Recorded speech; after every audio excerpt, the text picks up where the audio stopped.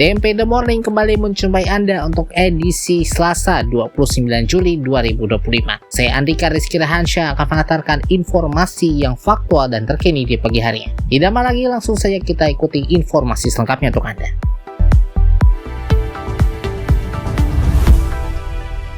Kita buka lembaran DNP The Morning hari ini dari batas seseorang yang disebut miskin di Indonesia ditetapkan jika konsumsinya di bawah Rp609.160 per bulannya. Dengan standar itu, Badan Pusat Statistik atau BPS mencatat jumlah penduduk miskin per Maret 2025 mencapai 23,85 juta jiwa atau sekitar 8,47% dari total populasi penduduk Indonesia. Angka ini menurun dari 8,57% pada September 2024. Namun lembaga internasional melihatnya secara berbeda. Awal April 2025 lalu, Bank Dunia merilis laporan Macro Poverty Outlook yang menyebut 60,3% penduduk Indonesia atau sekitar 171,8 juta orang hidup di bawah garis kemiskinan jika menggunakan standar global.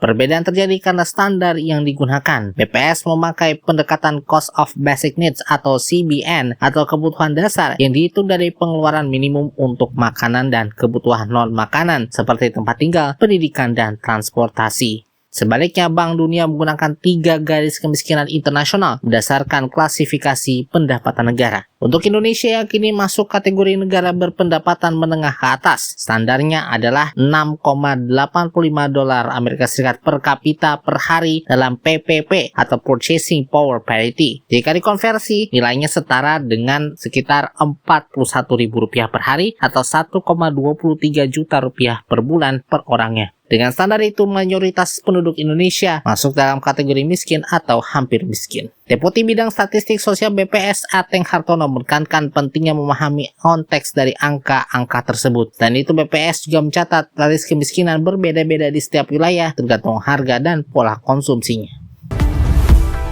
Ketua Dewan Ekonomi Nasional atau DEN, Luhut Binsar Panjaitan menyinggung masih ramainya perdebatan mengenai ijazah yang dinilainya tidak relevan terhadap kontribusi seseorang terhadap negara. Hal itu disampaikannya dalam acara peluncuran Yayasan Padi Kapas Indonesia dan diskusi bertema Merawat Indonesia dengan Akal Sehat, sumbangsi Dr. Syahrir untuk negeri di Bursa Efek Indonesia Jakarta pada Senin 28 Juli 2025 lalu. Luhut mengatakan ada 3 nilai pemikiran Syahrir, yakni keadilan sosial, pembangunan manusia, dan akal sehat yang bisa diterapkan untuk mendukung pembangunan negara. Namun nilai-nilai itu membutuhkan dukungan semua pihak agar bisa dijalankan dengan baik pada program-program pemerintahan. Ia bilang penting untuk tidak membuat pemikiran-pemikiran yang justru memecah belah bangsa. Salah satu hal yang disinggung oleh mantan Menko Bidang Kemaritiman dan Investasi era pemerintahan Joko Widodo itu adalah perdebatan mengenai ijazah. Sebagai informasi, saat ini masih bergulir pembahasan mengenai keaslian ijazah Presiden ke-7 RI Joko Widodo yang lulus dari Fakultas Kehutanan Universitas Gadjah Mada. Luhut menilai hal terpenting adalah kontribusi yang diberikan seseorang terhadap negara sehingga ijazah tidak lagi relevan. Bahkan dirinya saat ini masih aktif di pemerintahan tidak lagi mengingat ijazahnya disimpan di mana.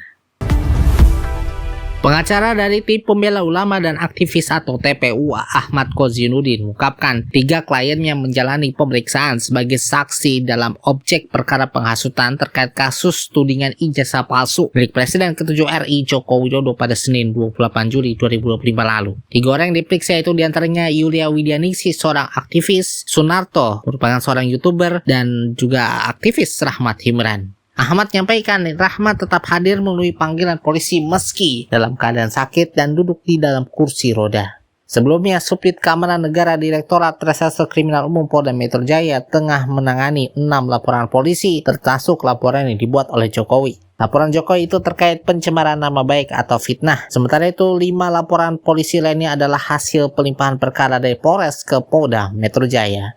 Saat ini Polda Metro Jaya telah meningkatkan status kasus tudingan ijazah palsu tersebut ke tahap penyidikan usai gelar perkara yang dilakukan oleh penyidik Subdit Keamanan Negara Direktorat Reserse Kriminal Umum Polda Metro Jaya pada Kamis 10 Juli 2025 lalu. Meski begitu, mereka tetap akan menuntutkan kepastian hukum terhadap 2 laporan terkait kasus penghasutan.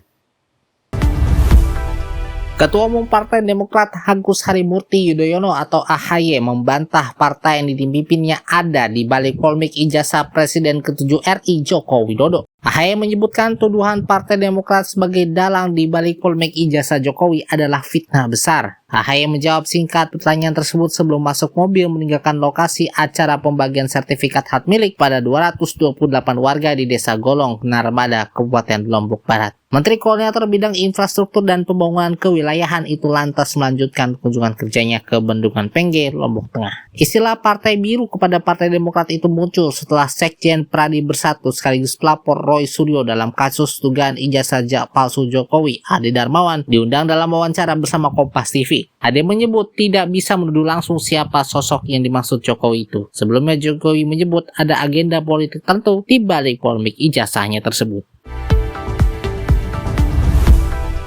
Gubernur Jawa Barat Deddy Mulyadi menegaskan larangan pelaksanaan study tour bagi sekolah di tengah keputusan sejumlah kepala daerah yang melonggarkan keputusan tersebut. Dalam pernyataannya di Institut Pemerintahan Dalam Negeri atau IPDN Kampus Jatinangor, Kabupaten Sumedang, Jawa Barat, pada Senin 28 Juli 2025 lalu, Deddy mengingatkan pentingnya pemahaman yang benar mengenai makna dari study tour itu sendiri. Deddy menjelaskan konteks study tour seharusnya berkaitan dengan penelitian, misalnya penelitian tentang vulkanik gunung berapi, daerah aliran sungai, pengelolaan sampah, serta sistem pupuk pestisida dan organik.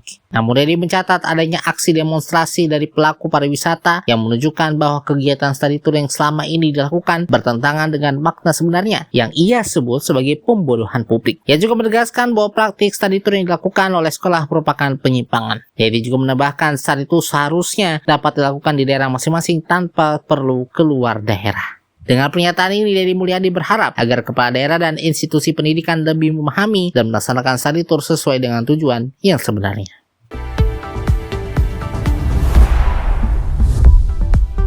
Sekian DMP in the Morning, dapatkan informasi yang faktual dan terkini lainnya melalui situs kami di www.dmpmedianetwork.com. Saya Andika Rizky Rahansyah, terima kasih atas perhatian dan kebersamaan Anda.